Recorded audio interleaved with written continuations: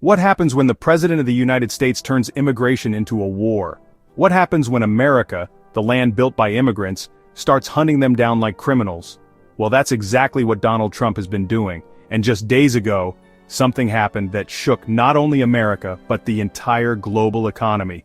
For the first time in U.S. history, immigration police raided a massive factory and arrested 475 workers in one single operation. And guess who owned that factory? Hyundai, one of South Korea's biggest companies.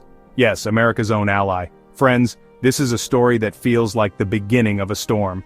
A storm that could reshape the U.S. economy, its alliances, and even its identity as a nation. So grab your seat because today we're diving deep into Trump's war on immigration, and why this latest crackdown might be the moment everything starts to unravel. Trump has made one thing clear since day one. His number one priority is slamming the door shut on immigrants. Not just illegal ones, not just undocumented ones, but anyone who doesn't fit his America First vision. He's tightened visas, increased background checks, sent immigration police into the streets, the fields, even into warehouses. And when these people are caught, they're handcuffed, shoved into vans, and sent hundreds, sometimes thousands, of kilometers away to detention centers. These detention centers are now overflowing. Over 60,000 people are crammed inside them. Military bases have even been converted into holding facilities. America has turned immigration into a battlefield. Some say it looks like the 18th or 19th century slave hunts. Groups of armed men chasing down frightened workers. Only this time they wear badges that say, ICE. But the real earthquake came just a few days ago in Georgia. Immigration and Customs Enforcement, ICE, stormed into a Hyundai factory. A factory that represented over $10 billion in South Korean investment. A factory that employed thousands and symbolized America's push to attract foreign companies. And yet in one morning, 475 workers were arrested. Most of them, South Koreans, engineers, technicians, even contractors. Think about this. America's immigration police carried out the largest workplace arrest in U.S. history. Not against drug cartels, not against human traffickers, but against a car factory owned by a U.S. ally. South Korea's government was furious. They summoned diplomats. They demanded answers. And for the first time, Trump's obsession with immigration began spilling over into foreign policy, threatening America's own alliances. Here's the irony.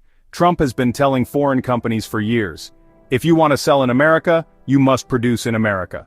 Hyundai listened. They invested billions. They created thousands of jobs. They followed the rules. And then Trump's police raided them like criminals. Why? Because some of the workers' documents weren't perfect. Some visas were pending. Some applications were incomplete. In Trump's America, even the smallest paperwork issue can turn you into an illegal alien. But let's be honest, this wasn't just about paperwork. This was about politics, about showing Trump's base that he is still the tough sheriff, still willing to round up illegals, no matter the cost, even if that cost is America's global reputation. And here's where it gets even more dangerous. Trump's immigration war isn't just scaring workers, it's scaring investors. Think about it. If a global giant like Hyundai can be humiliated, what chance does a smaller foreign investor have? If America is no longer safe for business, money will flow elsewhere, to Europe, to Southeast Asia, to Mexico. And this comes at a time when America's economy is already slowing down. In the last 6 months alone, the U.S. has lost over 1.5 million foreign workers. Jobs in agriculture, construction, and manufacturing are left empty, and unemployment has already begun creeping up, from 4.2% to 4.3%. Experts warn it could cross 5% next year. Trump promised that deporting immigrants would give jobs back to Americans. But here's the problem. Americans don't want those jobs. They don't want to pick fruit, clean sewage, or work 12-hour shifts on factory floors. And without immigrant labor, businesses are shrinking, investments are being canceled, and entire industries are suffering. Let's zoom out. What made America the superpower it is today? Two things. Immigration. Waves of people from every corner of the world building the country brick by brick. Free enterprise. The idea that government doesn't interfere in business. And Trump? He's attacking both. He's hunting immigrants, the very lifeblood of America. He's interfering with companies, telling Apple where to build factories, threatening Elon Musk, even pressuring Intel.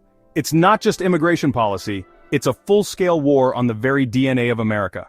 Friends, we may be witnessing the start of what some call a perfect storm. An America at war with itself, militarized streets with National Guard units patrolling cities, overflowing detention centers, foreign investors terrified, an economy slowing down. and a president who calls workers not good people simply because their paperwork isn't perfect. Trump thinks he's protecting America, but in reality, he may be cutting off the very branch America is sitting on, and when that branch finally breaks, the fall will shake the entire world. So what do you think? Is Trump saving America by cracking down on immigration, or is he destroying the very foundations that made America strong? I want to hear your thoughts. Drop a comment below. I read every single one of them. And before you go, please don't forget, hit that like button so more people can see this story. Subscribe to the channel if you haven't already. And turn on the notification bell because we've got more explosive stories coming your way. Remember, on YouTube, your support makes all the difference. When you like, subscribe, and comment, you're not just helping this channel, you're helping the truth reach more people. Thank you for watching. Stay safe, stay curious, and as always, see you in the next video.